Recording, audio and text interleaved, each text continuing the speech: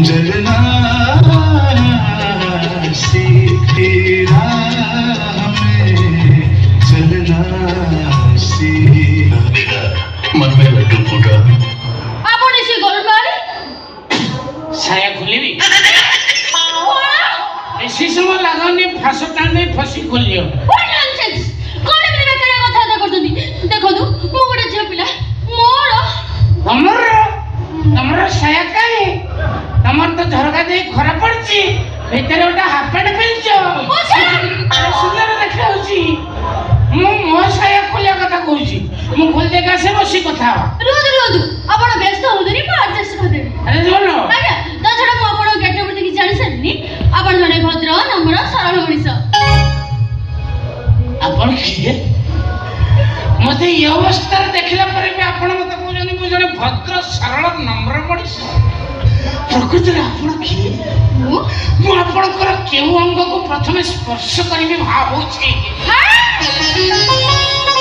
ଆପଣ କିଏ ମୋର କେଉଁ ଅଙ୍ଗ ଧରିବା ଦରକାର ନାହିଁ ମୁଁ ଆହୁରି ବି ଦେଖିକି ଆପଣଙ୍କୁ ଜାଣି ସାରିଲିଣି ଆପଣ ବହୁତ ନିର୍ଯାତନା ପାଇଲେଣି ଏମିତିକି ଆପଣ ପୁରୁଷରୁ ନାରୀ ସାରିଲେଣି ଭଗବାନ ପ୍ରକୃତରେ ଆପଣ କିଏ ଆପଣ ନାରୀ ନୁହନ୍ତି ଆପଣ ନାରାୟଣୀ ନା ନା ନାରାୟଣୀ ନୁହଁ ତା ସାନ ଭଉଣୀ କୋଚ ବାୟାଣୀ ପ୍ରକୃତରେ ଆପଣ କେତେ କଥା ଜାଣିପାରୁଛନ୍ତି ଭଗବାନ ଆପଣ କିଏ ମୁଁ ମିଠୁ ମହାନ୍ତି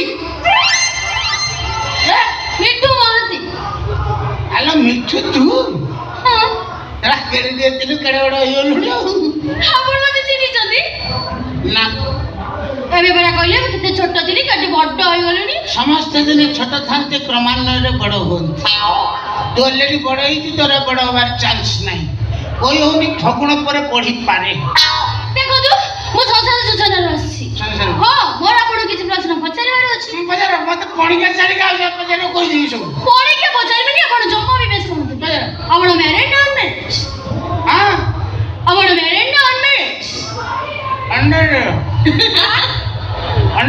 ଅଣ୍ଡର ଆପଣ ବାହା ହେଇନାହାନ୍ତି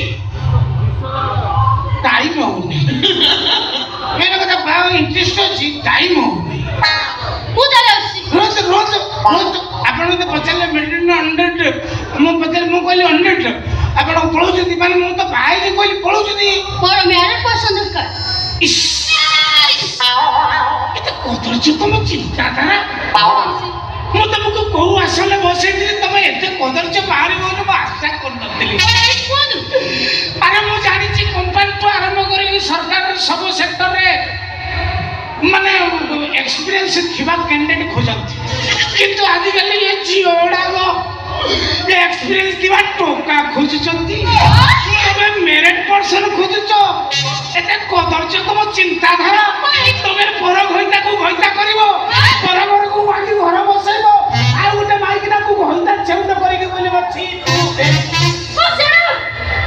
କଣ ଏମିତି ବେକାରିଆ କଥାବାର୍ତ୍ତା କରୁଛନ୍ତି ଆରେ ବାବା ମୋର କହିବାର କଥା ହେଲା ଯୋଉ ପୁରୁଷ କିମ୍ବା ନାରୀ ବିବାହ ବନ୍ଧନରେ ବାନ୍ଧି ହେଇଛନ୍ତି ସେମାନଙ୍କ ଦାମ୍ପତ୍ୟ ଯେମିତି ସୁଖମୟରେ ଗଡ଼ିବ ମୁଁ ସେମାନଙ୍କୁ ଟିପ୍ସ ଦେଇଥାଏ मन में लड्डू फूटा टिप्स के दो तबे ना तम स्टार ମୁଁ ନିଜେ तो नीचे टिप्स दो তাহলে ମୁଁ ବାହାରିଛି ତାହେଲେ ଆପଣଙ୍କ ସ୍ତ୍ରୀ ଦେଖନ୍ତୁ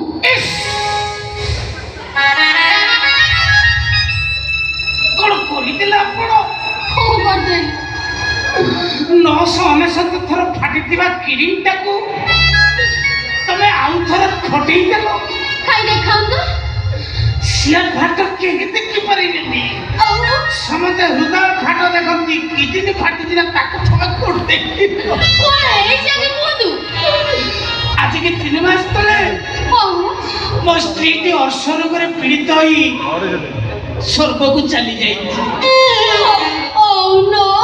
Oh yeah.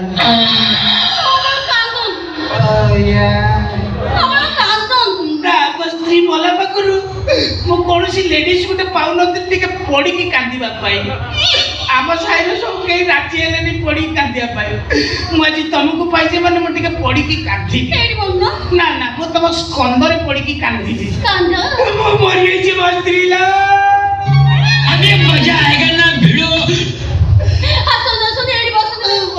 କୋଉଠି ଅଛି ବସନ୍ତୁ। ବସି ଯାଇନି। ହଁ। କଣ ମୋ କୋଳରେ ସାଇଡରେ ବସିବାକୁ କହୁଛୁ? କୋଳରେ ଆମର ଆଲୋଚନାକୁ ଯିବା ପୂର୍ବରୁ ତମେ ଟିକେ ତମ ସିଟ୍ଟା ଘୁଞ୍ଚାଉ ନା। ହଁ ଏ ଆଲୋଚନାକୁ ଯିବା ପୂର୍ବରୁ ମୋର କେତୋଟି ପ୍ରଶ୍ନ ରହିବ। କଣ ପ୍ରଶ୍ନ? ଯଦି ଆପଣଙ୍କର ଏ କ୍ଷୀରରେ ବାଳ ପଡ଼ିଥାଏ ତାହେଲେ ଆମେ କ'ଣ କରିବା ଉଚିତ? କଣ କରିବ ମାନେ? କ୍ଷୀରର ବାଳଟାକୁ ବାହାର କରିଦେବ, କ୍ଷୀରଟାକୁ ଚଞ୍ଚ କରିକି ପିଇବ।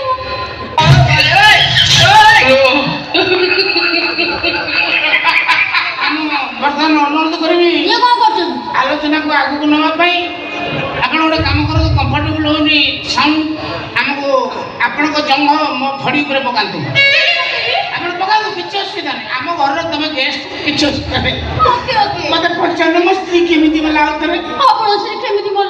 ମୋ ସ୍ତ୍ରୀ ମାଲ ପିଇଲା, ଗୋଟେ ନିଲ୍ ବହୁଥିଲା, ତାପରେ ଗୋଟେ କୁଆଟ ପିଇଲା ପିଇଲା ପିଇଲା ତାପରେ ସିଗରେଟ ଗୁଡ଼ା ଟାଣିଲା। ହୋ ନୋ।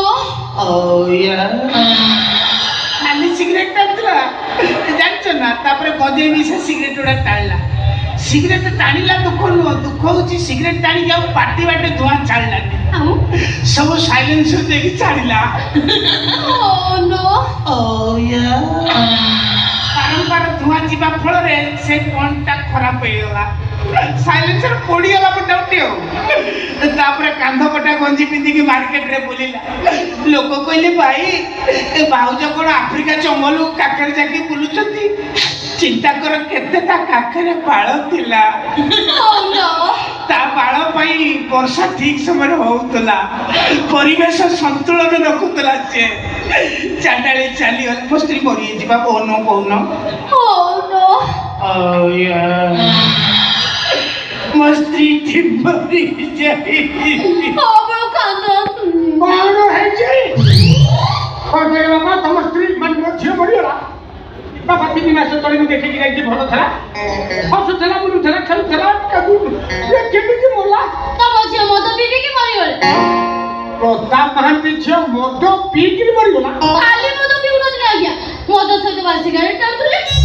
ସିଗାରେଟ ଟାଣିଲା ମୋ ଝିଅ? ସିଏ କଣ ସାଧାରଣ ସିଗାରେଟ? ଆଉ? ସିଗାରେଟ ଭିତରେ ଡାଇରେକ୍ଟ ଗଞ୍ଜେଇ ପୁରେଇ ଟାଣୁଥିଲେ। ଗଞ୍ଜେଇ ଟାଣିଲାଣି ମୋ ଝିଅ? ସେଇଟା ତାଙ୍କ ପାଇଁ କାଳ ହେଇଗଲା। ହେଇପରେ ତାଙ୍କ ସ୍ୱାମୀ ସିଏ କହୁଥିଲେ ତାଙ୍କ ସ୍ତ୍ରୀ କୁଆଡେ 3 ମାସ ତଳେ ମରିଗଲେ ଅଙ୍କଲ। ମୋ ଝିଅଟା 3 ମାସ ହେଲାଣି ମରିଗଲେ, ମୋତେ ଟିକେ ଖବର ଦେଲେନି? ମୁଁ ଆପଣଙ୍କୁ ସମ୍ମାନ ଦେଇକି ଜଣେଇ ନଥିଲି। ମୋ ଝିଅଟା ପାଇଁ ମୁଁ ଟିକେ ଆଇଁଷ ପାଇଥାନ୍ତି। ମୁଁ କହିଲି ବାପା କାନ୍ଦିବେ, ମୋତେ ଭଲ ଲାଗିବନି, ସେ ଜଣେଇଲି। ବାପା ମୋ ଝିଅ ଯେତେବେଳେ ମଦ ପିଇଲା ତାକୁ କିଛି କହିଲନି?